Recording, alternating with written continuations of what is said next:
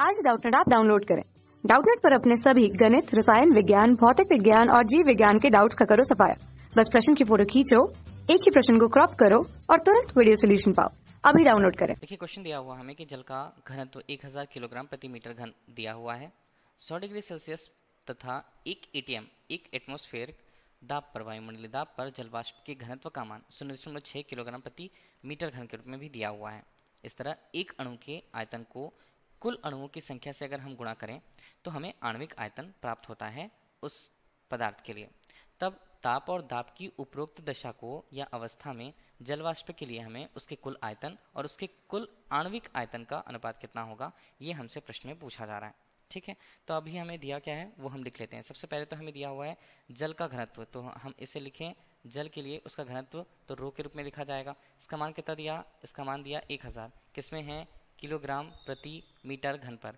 ठीक है, अब हमें दिया है कि ताप का मान यहाँ पर अगर हम लिखें तो वो है 100 डिग्री सेल्सियस पर, और दाब का मान लिखें तो उसे पी के रूप में लिखा जाएगा। तो वहाँ पर है हमारे पास 1 एटीएम के रूप में, मतलब 1 वायुमंडलीय दाब के रूप में। अब इस तरह जल वाष्प का घनत्व, तो जल वाष्प को हम लोग क्या लिख सकते हैं, जल वाष्प के लिए उसके घनत्व को रो वी के रूप में प्रस्तुत करते हैं। मान हमें दिया हुआ 0.6 किलोग्राम प्रति मीटर घन के रूप में। इस तरह एक अणु के आयतन को यहाँ पर जैसा बोला जा रहा है, मान लीजिए किसी पदार्थ के लिए हम बात करें हैं तो वहाँ पर हमें बोला जा रहा है कि एक अणु के आयतन को, एक अणु का आयतन मान लीजिए स्मॉल v के रूप में हमने प्रस्तुत कर रखा। कुल अणुओं की संख्या को अगर हमने कैपिटल N के रूप में प्रस्तुत कर रखा उस पदार्थ के लिए, तो हमें आणविक आयतन प्राप्त होता है। तो इसे ही हम क्या बोलते हैं, इसे ही हम बोलेंगे उस पदार्थ के लिए उसका आणविक आयतन प्रस्तुत कर देते हैं कैपिटल V से। ठीक है, ये इतना तो हुआ हमारे पास। तो हमें ताप और दाब की उपरोक्त दशा उतनी ही रखनी है, तो जल वाष्प के लिए कुल आयतन का मान हमें निकालना होगा। तो इस तरह से अगर हम देखें कि देखिए अगर द्रव्यमान का मान नियत होता है, ठीक है, तो द्रव्यमान को हम किससे प्रदर्शित करते हैं, द्रव्यमान m होता है, उसका मान होता है रो गुणा v के रूप में, मतलब उस पदार्थ के लिए उसके आयतन उसके घनत्व के गुणनफल को हम द्रव्यमान कहते हैं।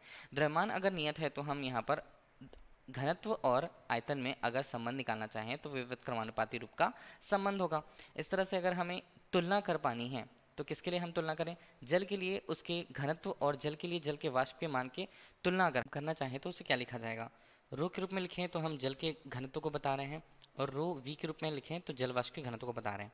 आयतन की बात अगर आती है तो वी होगा और नीचे वी होगा, मतलब वी जो हमें बता रहा है वो जल वाष्प के लिए उसके आयतन को बता रहा है, हाँ, और v जल के आयतन को बता रहा है। अब अगर हम यहाँ पर मान देखें तो रो का मान हमारे पास कितना है, 1000 है। ठीक है, 1000 हमने लिया और नीचे अगर हमारे पास मान है तो वो 0.6 है, और ये हमारे पास बनता है v बटे v के रूप में। इस तरह से इसके मान को अगर हमने हल किया तो ऊपर आता है मान 10,000 के रूप में, और नीचे हम लिख सकते हैं 6। 2 से हल किया तो ये हमारे पास बनता है 5, 1 2 3 के रूप में, और ये 3 हमारे पास बना, तो v बटे v के रूप में।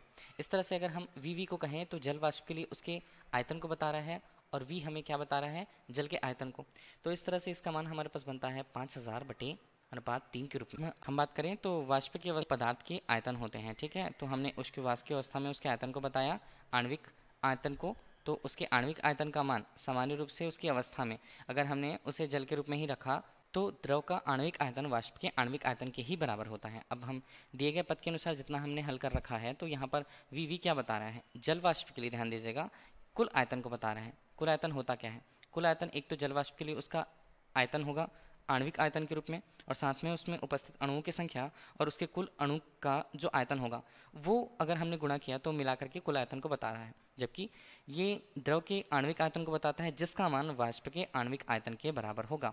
तो इस तरह से हमें जल वाष्प के लिए ही उसके आणविक आयतन का मान मिल गया, और यही अनुपात हमसे पूछा गया था, आणविक आयतन। तो उस जल वाष्प के लिए हमें उसी स्थिति पर कुल आयतन के मान और उसके आणविक आयतन के अनुपात को निकालना था, जिसका मान हमारे पास 5000 बटे 3 के रूप में प्राप्त होता है। यही प्रश्न में पूछा गया था। धन्यवाद। कक्षा 6 से 12वीं से लेकर नीट, IIT, JEE वो एडवांस के लेवल तक 1 करोड़ से ज्यादा छात्रों का भरोसा। आज ही डाउनलोड करें डाउटनेट ऐप या व्हाट्सएप करें अपने सारे डाउट्स 8400 400 400 पर।